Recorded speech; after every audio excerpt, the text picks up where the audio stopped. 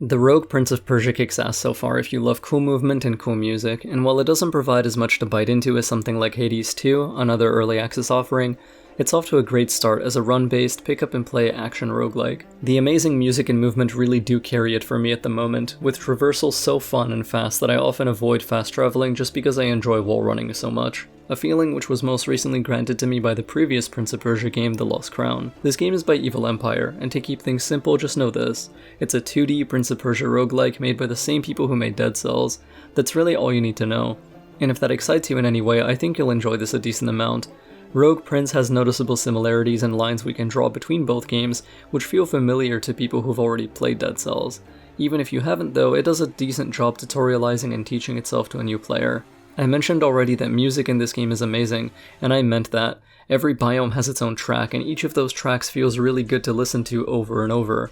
All the music has captured that Prince of Persia vibe, of ancient Persian sounds and musical energy, but with modern threads woven in, whether that's electric guitar, light hip-hop beats, and even dubstep DNA in some songs. The crazy thing is that it all works and feels amazing to slay enemies to, and especially to do sick movement in, which you'll be doing a lot. This is music that's so good, I would listen to it on its own. I've had the song from the Academy biome stuck in my head for days. Movement itself is also amazing on that note, and I think it's the most important thing to talk about because it underpins everything you do.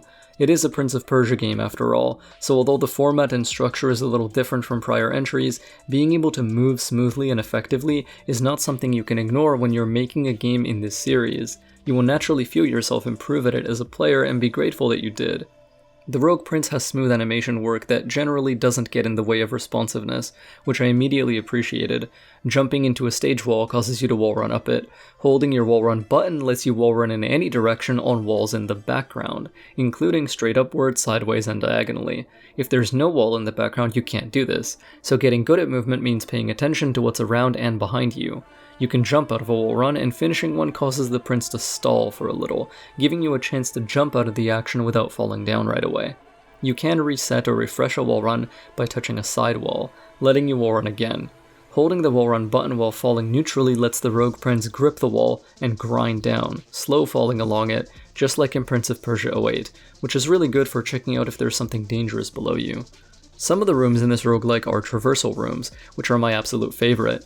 They seem to be handcrafted challenge chambers dropped into the normal proc-gen environments that test and tax your movement skills and rapid decision making through long obstacle courses. This is iconic, traditional Prince of Persia joy right here. If you love the longer trap gauntlets in the Sands of Time games, Prince of Persia 08 or Lost Crown, you'll enjoy these quite a lot. I did. Once again, the music really gets you into the groove and flow state when it comes to these chambers, and finishing one without making a mistake or taking damage makes you feel like a fucking ninja. You have a short dash letting you zip forward a small distance, doable on the ground and in the air, and this is separate from your wall run, which means it's a good filler move to plug into gaps in movement chains. It lets you quickly get a little more distance before or after a wall run, and sometimes even when you can't do one, like when there's no wall in the background to step on. That dash is also used in combat, but more on that later. Movement and combat generally play well together, but they do have some annoying quirks that we have to compensate for and watch out for. While it's rare, movement can sometimes be annoying when it comes to fighting in certain spaces.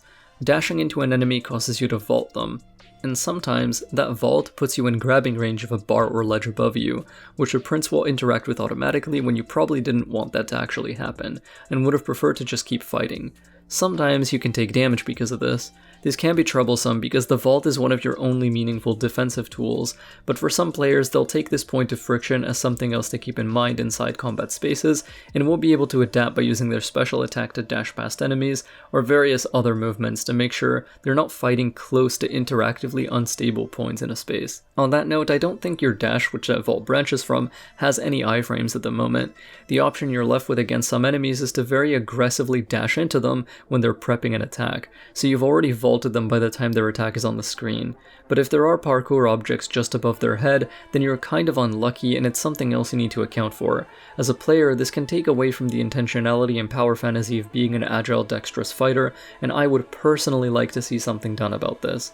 I'm the Prince of Persia. I shouldn't be worried about accidentally pathing into a parkour object because I'm dodging an attack. I should have full control over my movement. That's just how I feel for now. Other than that, combat in Rogue Prince overall is decently done and usually feels good. You have a variety of melee weapons, ranged weapons, and passive medallions. You can unlock, find, and equip these throughout your runs, and which ones you settle on as you play will give you different options and effects. Your starting melee weapon will always be the Prince's twin daggers, which appeals to me incredibly. In this footage you can see me find a stronger weapon which I completely ignore because it's not daggers. Leoke moment, welcome to the channel. That's what happens when you give a game called The Rogue Prince of Persia to a rogue. We're going to exhibit rogue behaviors, like being emotionally attached to knives on an unhealthy level. You understand.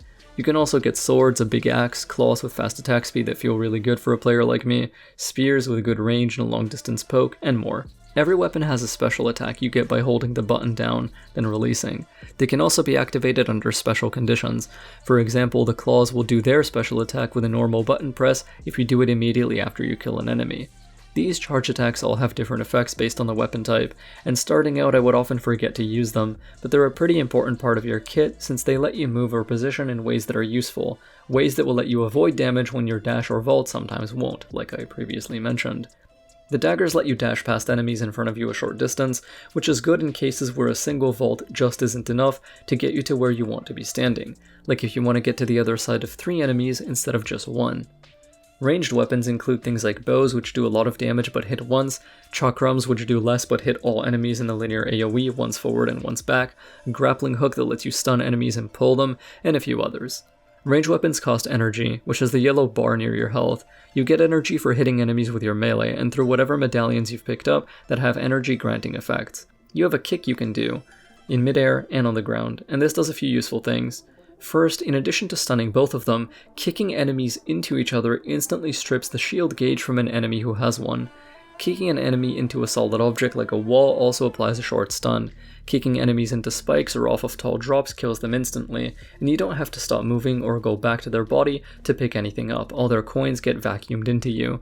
This is the right choice for a game that wants you to keep moving and keep enjoying its nice movement pace as smoothly and with as little interruption as possible. Use of the environment to kill enemies or displace them long enough to move on with your day is a central aspect of many Prince of Persia games given the Prince's agility in all of his incarnations, so I'm glad to see that expressed here as well. Down and jump in midair causes the Prince to dive and slam, damaging whatever's to both sides of him when he lands. This also strips shields, and is a good way to engage on people below you, opening a fight with hit stun and initiative. Some enemies have spears or vertical attacks they can use to hit straight above them, but these become recognizable and you just end up using safer approach methods. You do have a short range dash you can do anywhere that I mentioned before, and dashing into an enemy causes you to vault them. This is a great way to position the way you want, but you can't really use it as a dodge in the same comfy way you could the roll the beheaded has in Dead Cells.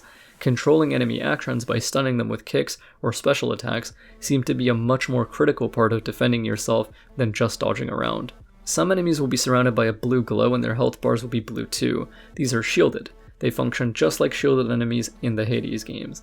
That means they take no hit stun from your attacks until the shield is popped, so they're more dangerous than the average foe because you can't prevent them from attacking you through your combo. You have to be reactive to their attacks on you and avoid that damage. Once you break the shield, they can be locked down with attack flow as normal.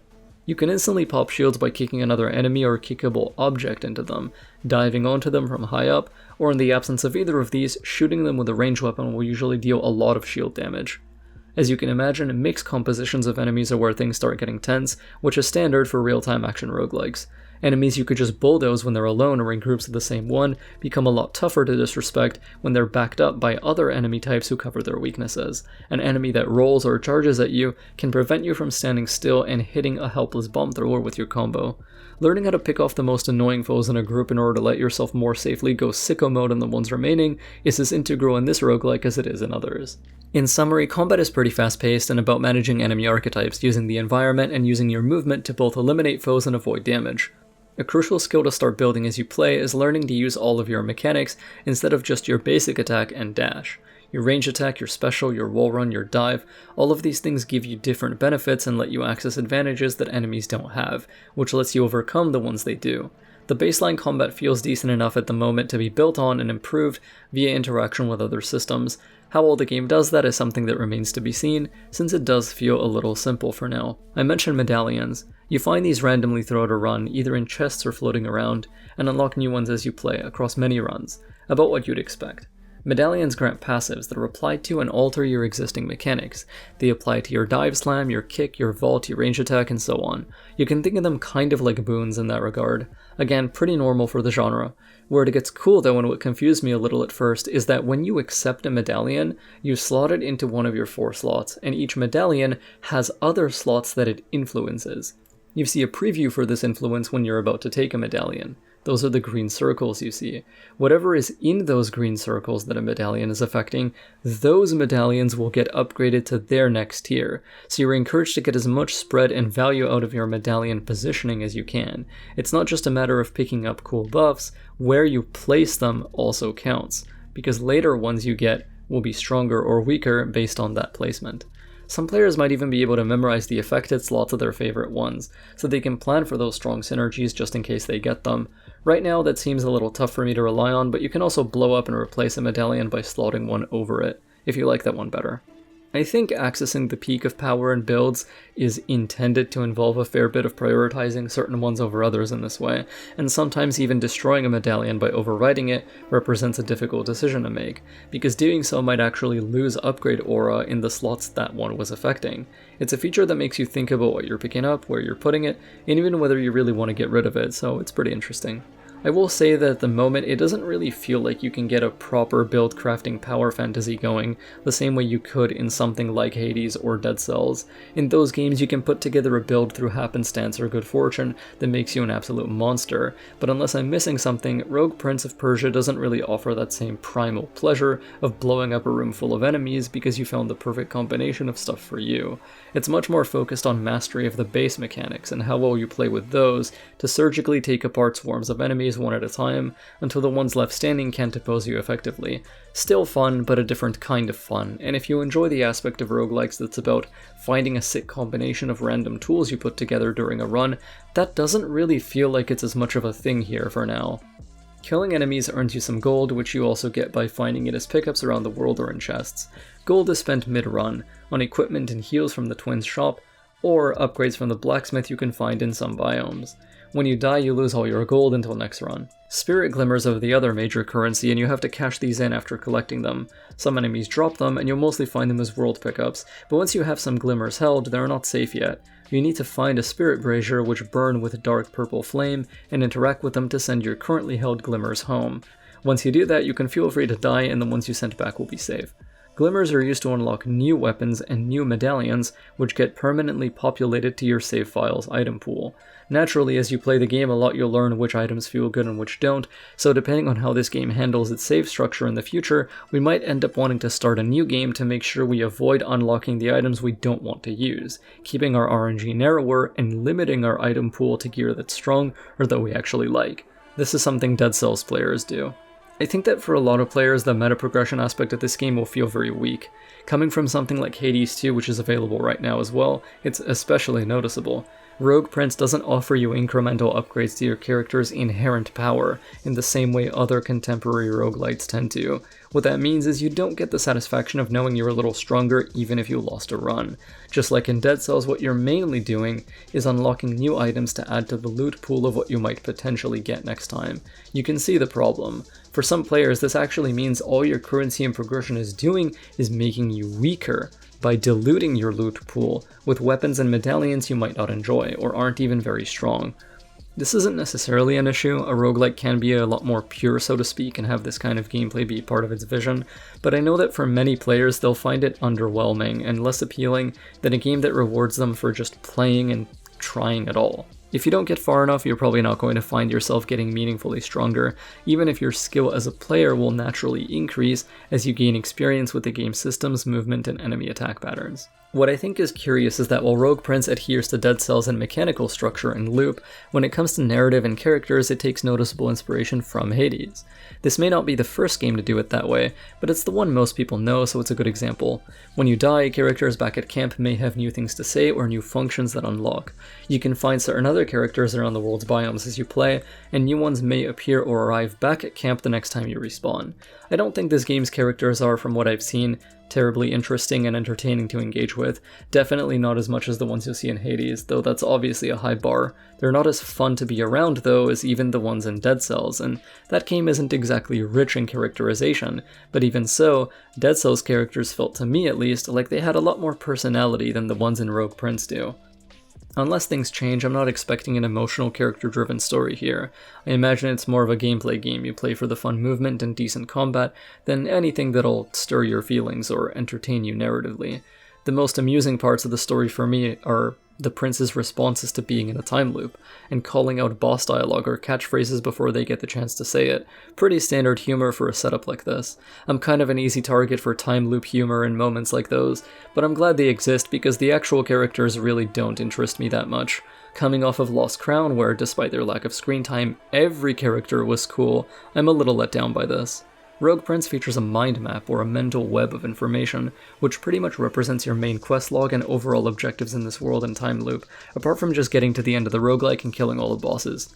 As you play, you'll stumble onto clues, areas, or characters that give you a new piece of info that Prince memorizes.